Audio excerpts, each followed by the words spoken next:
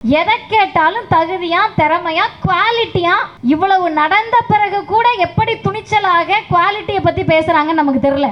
NEET எழுதினாதான் உனக்கு தகுதி. சரி, நியாயமானது. நீங்க சொல்லுங்க, என்ன பண்ணணும்னு சொல்லுங்க. 720 மார்க்குக்கு தேர்வு வைப்போம். உங்க பிள்ளைங்க அதுக்கு 720க்கு நாங்க சொல்ற கட் ஆஃப் எடுத்தா சீட்டு கிடைக்கும்.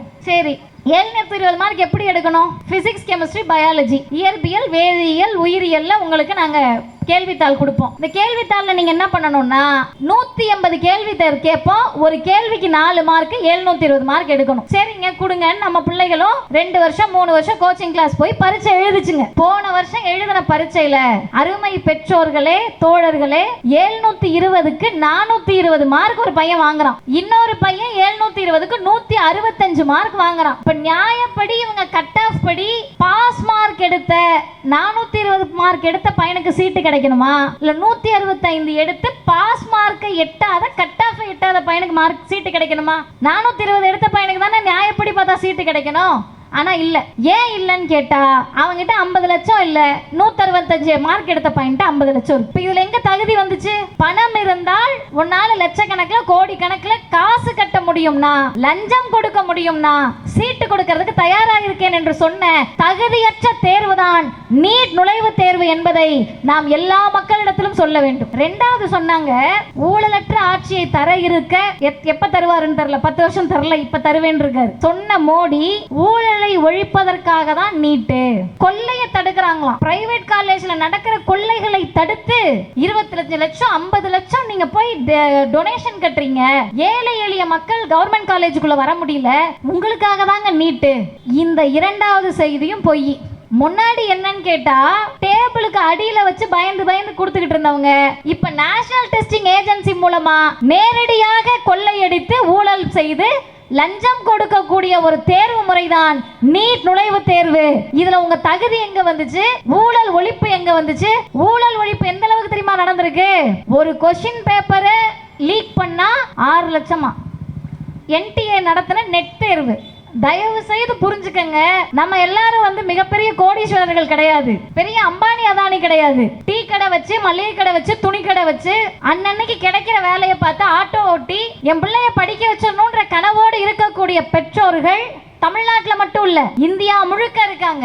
அந்த இந்தியா முழுக்க இருக்கக்கூடிய பெற்றோர்கள் 12வதுல என் பிள்ளை மார்க் எடுத்துட்டா, நல்ல மார்க் எடுத்துட்டா, அடுத்த வருஷம் 5 வருஷத்துல டாக்டர் ஆயிடும் அப்படின்னு கனவோடு இருந்தப்ப மோடியினுடைய இந்த ஆட்சி நேரடியா அரசு கூட இந்த தேர்வு நடத்துறது இல்ல. அரசு நடத்தக்கூடிய தேர்வு அல்ல நீட், கிளாட், கியூட் எல்லாமே யார் நடத்துறாங்கன்னா NTA, நெட்டும் நீட்டும் அவங்க நடத்துறாங்க. அதுக்கு பேர் என்னன்னு கேட்டீங்கன்னா நேஷனல் எலிஜிபிலிட்டி டெஸ்டா. அதை இன்னைக்கு ரத்து பண்ணிருக்காங்க. இதுல இருக்கக்கூடிய சூழ்ச்சியை நம்ம புரிஞ்சுக்கணும்.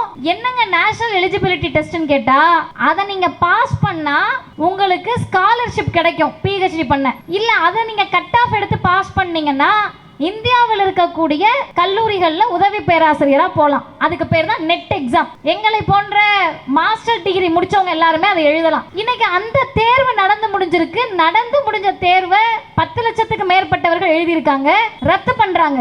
ஏன் ரத்து பண்றாங்கன்னு கேட்டா தூய்மைவாதிகளான BJP சொல்றாங்க, முறைகேடு நடந்துருச்சுங்க, கொஸ்டின் பேப்பர் லீக் ஆயிடுச்சு, லீக் ஆன பிறகு நடந்த ஒரு தேர்வு நியாயமான தேர்வா இருக்க முடியுமா, அதனால ரத்து பண்றாங்களாம். இப்ப நம்ம என்ன கேக்குறோம்? பேப்பர் லீக் ஆன நெட் தேர்வையே ரத்து பண்றேன்னு சொன்னா இன்றைக்கு 1563 மாணவர்களுக்கு கிரேஸ் மார்க் கருணை மதிப்பெண் கொடுத்து கோடிக்கணக்கில் ஊழல் நடந்து கேள்வித்தாளை கசிய வைத்து இந்தியாவில் நடைபெற்ற தேர்வு ஊழலில் முதன்மை ஊழலாக நடந்திருக்கக்கூடிய நீட் தேர்வை ஏன் ஒன்றிய அரசு ரத்து செய்ய மறுக்கிறது?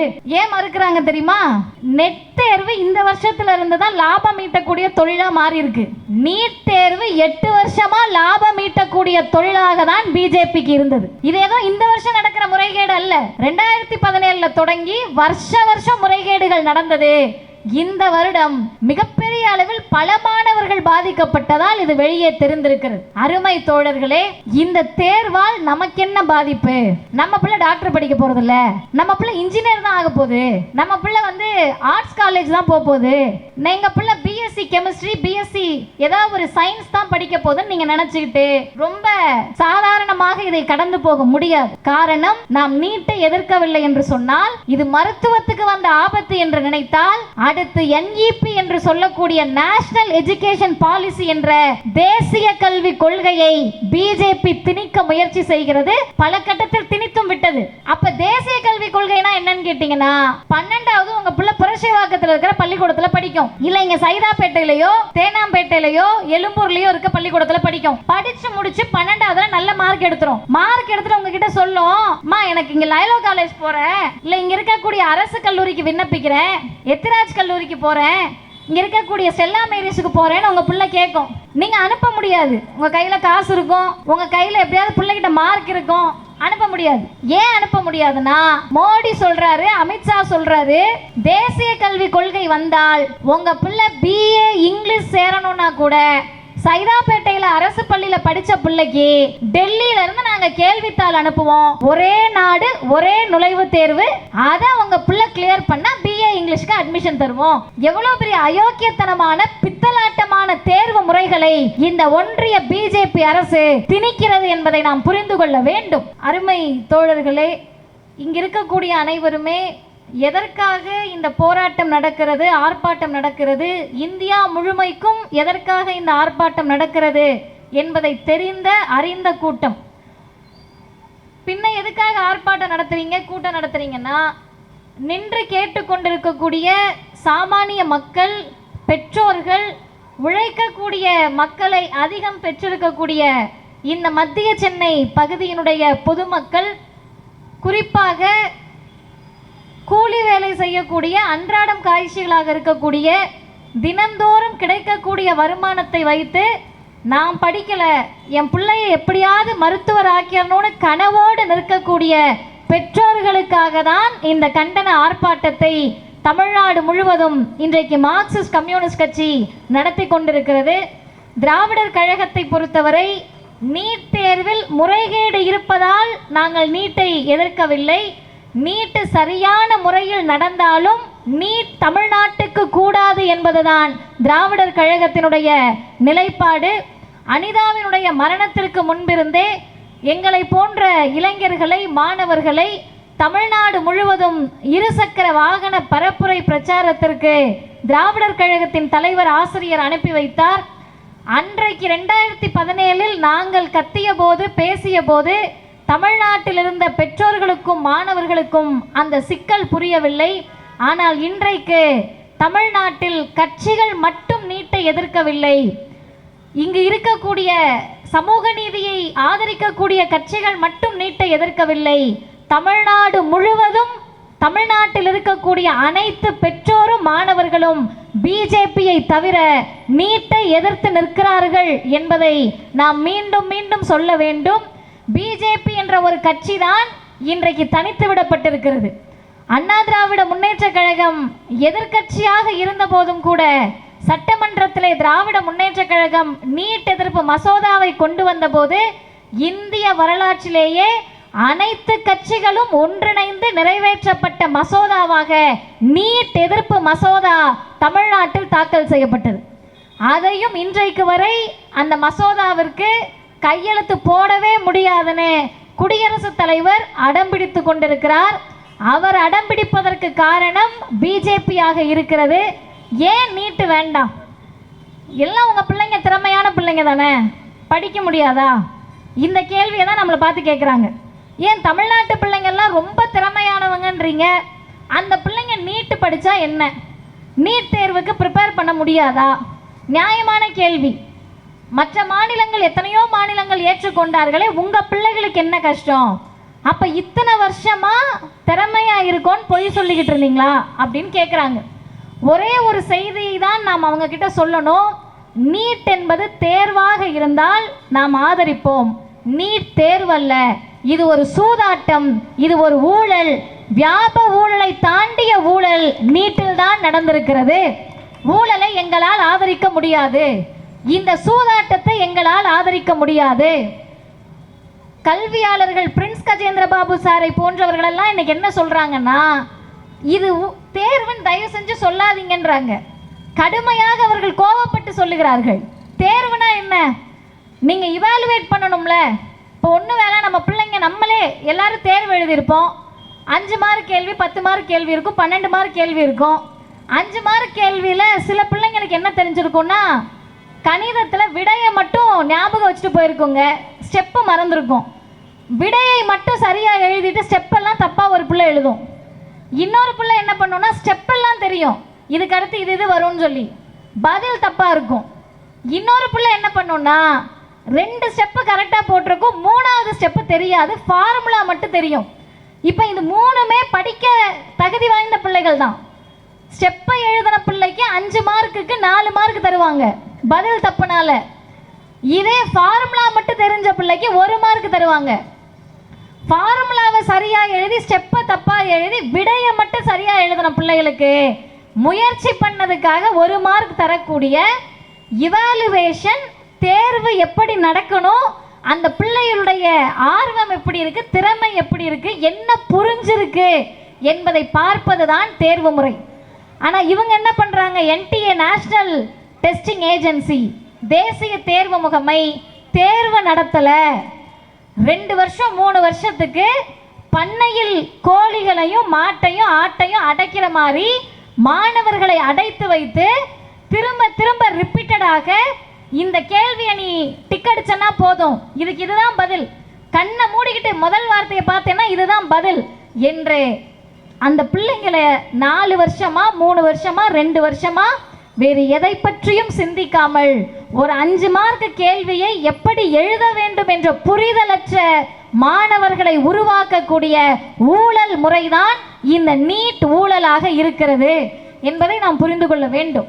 2வது முக்கியமான செய்தி, தமிழ்நாட்டில் இருக்கிற பிள்ளைங்களுக்கு நீட்டு எழுத முடியாததுன்னு கிடையாது. நீட்டு எழுத முடிந்தாலும் சரி, ஆனால் எங்களால் எழுத முடியாது. காரணம், ஏற்கனவே தகுதியான கல்வி முறையை பெற்ற ஒரு மாநிலமாக தமிழ்நாடு இருக்கிறது. உங்களுடைய தகுதியற்ற நீட்டை எங்கள் பிள்ளைகள் எழுத முடியாது. நீட் என்பது தகுதியற்ற தேர்வு, நீட் என்பது திறமையற்ற தேர்வு, நீட் என்பது தகுதிக்கான தேர்வு என்று இவர்கள் சொல்லக்கூடிய பொய்யை நாம் முறியடிக்க வேண்டும். என்ன சொல்லி நீட்டு கொண்டு வந்தாங்க? 2 விஷயம் சொன்னாங்க. நாங்கள் தகுதியான மருத்துவர்களை உருவாக்குறோம், நீங்கள் மனப்பாடம் பண்ணி கெட்டு போயிட்டீங்கன்னாங்க. இங்கே இருக்கக்கூடிய என்னை விட பெரியவர்களுக்கு தெரியும், ஒரு 50 வருஷம் 100 வருஷத்துக்கு முன்னாடி, குறைஞ்சது ஒரு 50 வருஷத்துக்கு முன்னாடி எங்கள் அம்மாலாம் சொல்லி நான் கேள்விப்பட்டிருக்கேன். நாங்கள் பள்ளிக்கூடத்துக்கு நுழைஞ்சப்போ கூட சொல்லியிருக்காங்க, மாதா பிதா குரு தெய்வம், அப்படிதானம்மா, இதுதான் வரிசை நமக்கு சொல்லி சொல்லி கொடுத்துருப்பாங்க.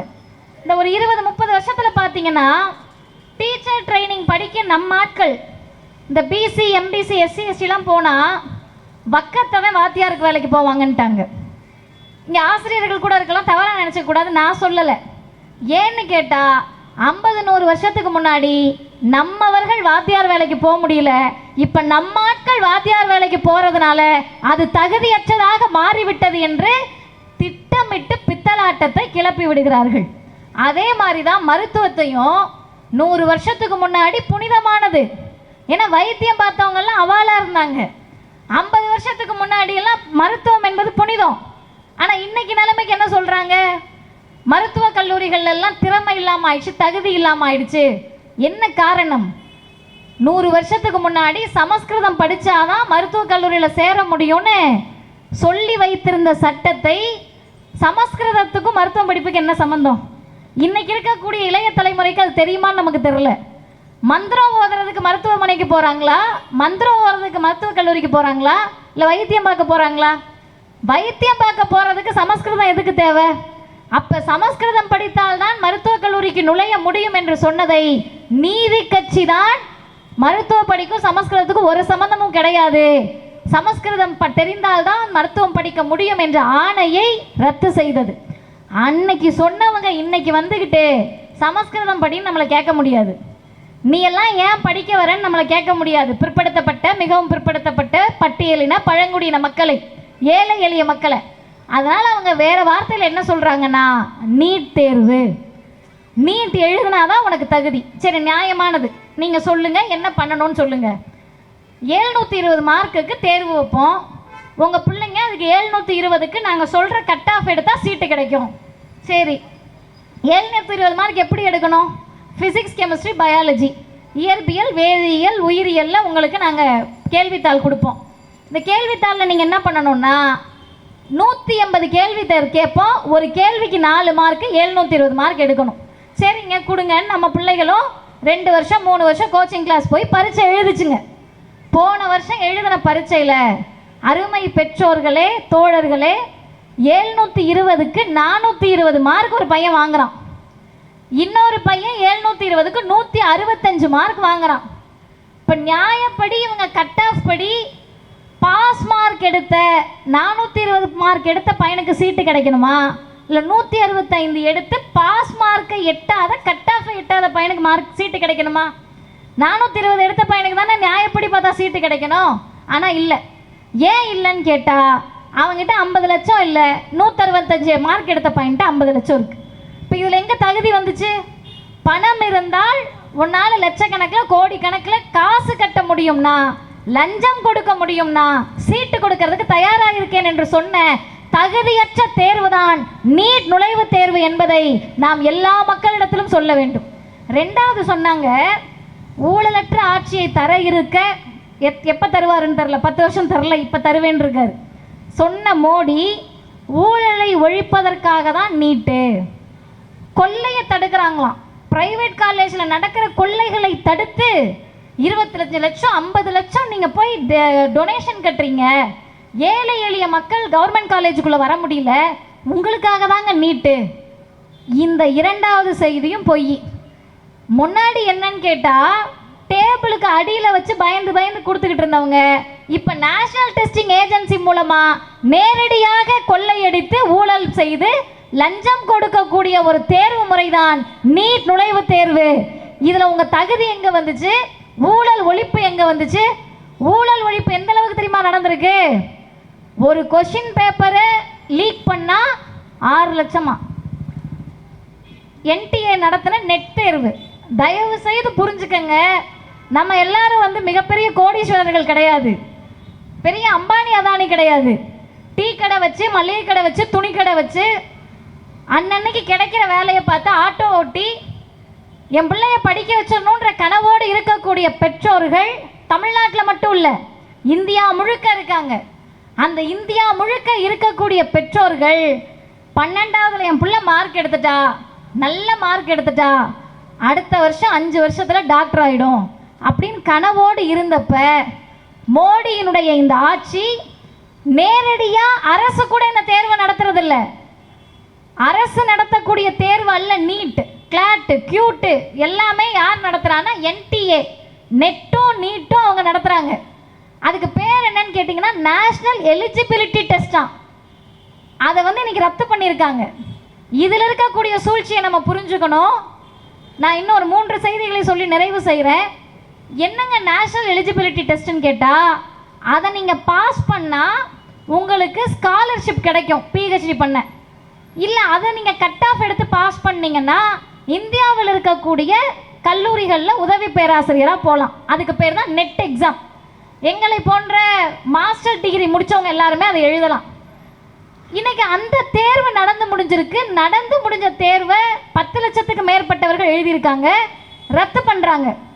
ஏன் ரத்து பண்ணுறாங்கன்னு கேட்டால், தூய்மைவாதிகளான பிஜேபி சொல்கிறாங்க முறைகேடு நடந்துருச்சுங்க, கொஸ்டின் பேப்பர் லீக் ஆயிடுச்சு, லீக் ஆன பிறகு நடந்த ஒரு தேர்வு நியாயமான தேர்வாக இருக்க முடியுமா, அதனால ரத்து பண்ணுறாங்களாம்.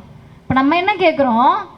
பேப்பர் லீக் ஆன நெட் தேர்வையே ரத்து பண்ணுறேன்னு சொன்னால் இன்றைக்கு 1563 மாணவர்களுக்கு கிரேஸ் மார்க் கருணை மதிப்பெண் கொடுத்து கோடிக்கணக்கில் ஊழல் நடந்து கேள்வித்தாளை கசிய வைத்து இந்தியாவில் நடைபெற்ற தேர்வு ஊழலில் முதன்மை ஊழலாக நடந்திருக்கக்கூடிய நீட் தேர்வை ஏன் ஒன்றிய அரசு ரத்து செய்ய மறுக்கிறது? ஏன் மறுக்கிறாங்க தெரியுமா?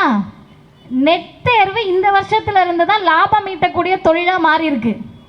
நீட் தேர்வு 8 வருஷமா லாபம் ஈட்டக்கூடிய தொழிலாக தான் பிஜேபிக்கு இருந்தது. இது ஏதோ இந்த வருஷம் நடக்கிற முறைகேடு அல்ல. 2017 தொடங்கி வருஷம் முறைகேடுகள் நடந்தது. இந்த வருடம் மிகப்பெரிய அளவில் பல மாணவர்கள் பாதிக்கப்பட்டதால் இது வெளியே தெரிந்திருக்கிறது. அருமை தோழர்களே, இந்த தேர்வால் நமக்கு என்ன பாதிப்பு? நம்ம பிள்ளை டாக்டர் படிக்க போகிறதில்ல, நம்ம பிள்ளை இன்ஜினியர் தான் ஆக போகுது, நம்ம பிள்ளை ஆர்ட்ஸ் காலேஜ் தான் போக போகுது, எங்கள் பிள்ளை பிஎஸ்சி கெமிஸ்ட்ரி, பிஎஸ்சி ஏதாவது ஒரு சயின்ஸ் தான் படிக்க போகுதுன்னு நீங்கள் நினச்சிக்கிட்டு ரொம்ப சாதாரணமாக இதை கடந்து போக முடியாது. காரணம், நாம் நீட்டை எதிர்க்கவில்லை என்று சொன்னால் இது மருத்துவத்துக்கு வந்த ஆபத்து என்று நினைத்தால் அடுத்து NEP என்று சொல்லக்கூடிய நேஷனல் எஜுகேஷன் பாலிசி என்ற தேசிய கல்வி கொள்கையை பிஜேபி திணிக்க முயற்சி செய்கிறது. பல கட்டத்தில் திணித்தும் விட்டது. அப்ப தேசிய கல்வி கொள்கைனா என்னன்னு கேட்டீங்கன்னா, 12வது உங்க பிள்ளை புரட்சிவாக்கத்தில் இருக்கிற பள்ளிக்கூடத்தில் படிக்கும், இல்லை இங்க சைதாப்பேட்டையிலையோ தேனாம்பேட்டையிலையோ எழும்பூர்லையோ இருக்க பள்ளிக்கூடத்தில் படிக்கும். படிச்சு முடிச்சு 12வதுல நல்ல மார்க் எடுத்துரும். மார்க் எடுத்துட்டு உங்ககிட்ட சொல்லும், அம்மா எனக்கு இங்கே லைலோ காலேஜ் போகிறேன், இல்லை இங்கே இருக்கக்கூடிய அரசு கல்லூரிக்கு விண்ணப்பிக்கிறேன், எத்திராஜ் கல்லூரிக்கு போகிறேன், இங்கே இருக்கக்கூடிய ஸ்டெல்லா மேரிஸுக்கு போகிறேன்னு உங்கள் பிள்ளை கேட்கும். நீங்கள் அனுப்ப முடியாது. உங்கள் கையில் காசு இருக்கும், உங்கள் கையில் எப்படியாவது பிள்ளைகிட்ட மார்க் இருக்கும், அனுப்ப முடியாது. ஏன் அனுப்ப முடியாதுன்னா, மோடி சொல்கிறாரு, அமித்ஷா சொல்கிறாரு, தேசிய கல்வி கொள்கை வந்தால் உங்கள் பிள்ளை BA இங்கிலீஷ் சேரணும்னா கூட சைதாப்பேட்டையில் அரசு பள்ளியில் படித்த பிள்ளைக்கு டெல்லியிலேருந்து நாங்கள் கேள்வித்தாள் அனுப்புவோம், ஒரே நாடு ஒரே நுழைவுத் தேர்வு, அதை உங்கள் பிள்ளை கிளியர் பண்ணால் BA இங்கிலீஷ்க்கு அட்மிஷன் தருவோம். எவ்வளோ பெரிய அயோக்கியத்தனமான பித்தலாட்டமான தேர்வு முறைகளை இந்த ஒன்றிய பிஜேபி அரசு திணிக்கிறது என்பதை நாம் புரிந்து கொள்ள வேண்டும். எதை கேட்டாலும் தகுதியா, திறமையா, குவாலிட்டியா, இவ்வளவு நடந்த பிறகு கூட எப்படி துணிச்சலாக குவாலிட்டியை பற்றி பேசுகிறாங்கன்னு நமக்கு தெரியல. தந்தை பெரியார் தான் சொன்னார், தகுதி திறமை என்பதை விட ஒரு மோசடி சமூகத்தில் இருக்க முடியாது. உன் தகுதியும் தெரியும், உனக்கு சொல்லிக் கொடுத்தவங்க தகுதியும் தெரியும்னாரு. என்ன தகுதியை திறமையை தமிழ்நாட்டில் குறைச்சலாக இருக்கிறது. அருமை தோழர்களே, திண்டுக்கல் மாவட்டம் என்னுடைய சொந்த மாவட்டம். அந்த பகுதியில் ஒருத்தர் கரண்ட் கம்பில் ஏறி வேலை பார்க்குறப்ப கான்ட்ராக்டர் ஒருத்தருக்கு கரண்ட் அடித்து ஒரு கை செயல் இழந்துருது.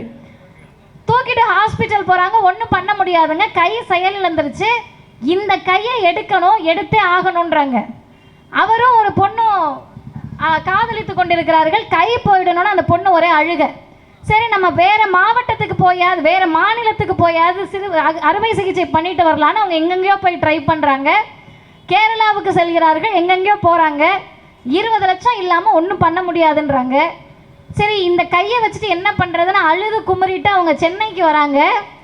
இங்கு அரசு மருத்துவமனையில் பார்க்கிற போது முதல் முறையாக இந்தியாவிலேயே கை மாற்று அறுவை சிகிச்சை செய்து இன்றைக்கும் நலமாக அந்த நபரை வாழ வைத்த மாநிலம் தமிழ்நாடு. நீட் எழுதாத மருத்துவர்கள் அந்த கை மாற்று அறுவை சிகிச்சையை செய்தார்கள். அவங்க என்ன தேர்வு எழுதினாங்க? நீட் எழுதினாங்களா? இன்றைக்கு உலக நாடுகளில் இருந்து பலர் சென்னையை தேடி மருத்துவத்திற்காக வருகிறார்கள். காரணம் என்ன? ஒன்னே ஒன்று தான், அவங்களுக்கு திறமை தகுதி என்பதையெல்லாம் தாண்டி இன்னைக்கு நீட்டை எல்லாரும் எழுதலாம்.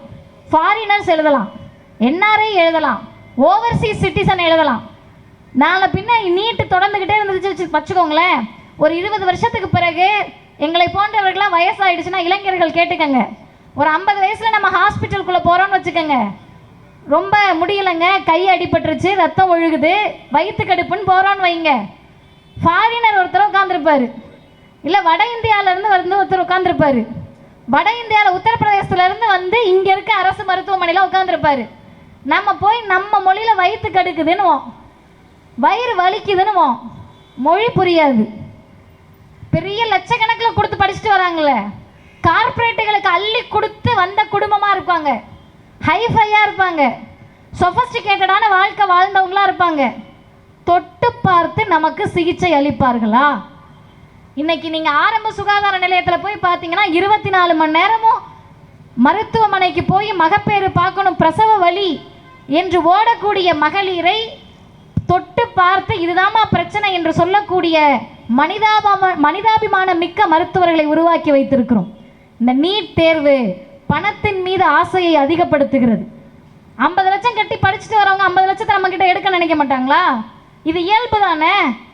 அப்போ அவ்வளோ கட்டி படிக்க வச்சிருக்காங்கன்னா நோக்கம் என்ன? இதை போய் சம்பாதிச்சுக்கன்னு தானே சொல்லி விடுவாங்க. அப்போ சம்பாதிப்பதற்கான ஒரு துறையாக, கொள்ளையடிப்பதற்கான ஒரு துறையாக, மனிதநேயமற்ற துறையாக மருத்துவத்தை மாற்ற துடிக்கிறது பிஜேபி அரசு. அதற்கு அவர்களுக்கு ஏவலாளாக வேலை பார்க்கக்கூடியது NTA. எனவே தோழர்களே, இறுதியாக ஒன்றுதான், அரசமைப்பு சட்டப்படி இது தவறு என்று சொல்லுவதற்கான காரணத்தை சொல்லுகிறேன். மாநில பட்டியல், ஸ்டேட் லிஸ்ட்னு சொல்றதுல நீங்க சும்மா யாராவது இளைஞர்கள் கூகுள் பண்ணி கூட பார்க்கலாம். என்ட்ரி 6 6வது என்ட்ரியில் போய் பார்த்தீங்கன்னா public health and sanitation hospitals அப்படின்றது மாநில பட்டியலில் இருக்கும்.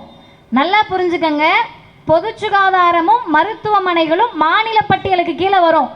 அதுக்கு என்ன அர்த்தம்னா, ஸ்டான்லி மருத்துவக் கல்லூரியையும் ராமச்சந்திரா இங்கே இருக்கக்கூடிய MGR மருத்துவக் கல்லூரியும் இங்கே இருக்கக்கூடிய கீழ்ப்பாக்கம் மருத்துவக் கல்லூரியையும் பராமரிக்க வேண்டிய, பொது சுகாதாரத்தை பாதுகாக்க வேண்டிய கடமை யாருக்கு இருக்குன்னா மாநில அரசுக்கு இருக்கு. அது தமிழ்நாட்டில் மட்டும் இல்லை, எல்லா மாநிலத்துக்கும் அதுதான் அரசமைப்பு சட்டப்படி. மருத்துவமனையை நம்ம பாதுகாக்கணுமா, பொது சுகாதாரத்தை நம்ம பாதுகாக்கணுமா? பொது சுகாதாரத்தை காக்க வேண்டிய மருத்துவமனையில் வேலை பார்க்கக்கூடிய மருத்துவர்களை ஒன்றிய அரசு அப்பாயிண்ட் பண்ணுமா? அது எப்படி நடக்க முடியும்? எங்கள் மாநிலத்தின் பொது சுகாதாரத்தையும் எங்கள் மாநிலத்துடைய மருத்துவ கட்டமைப்பையும் நல்லா பார்த்துக்கணும்னா அது எங்கள் மாநிலத்திலிருந்து உருவாகக்கூடிய மருத்துவர்களால் தான் முடியும். எனவே எங்களுக்கு நீட் தேர்வு தேவையில்லை என்ற முழக்கத்தை நாடு முழுவதும் இன்றைக்கு எழுப்பி இருக்கிறோம். நடக்குமா நடக்காதா?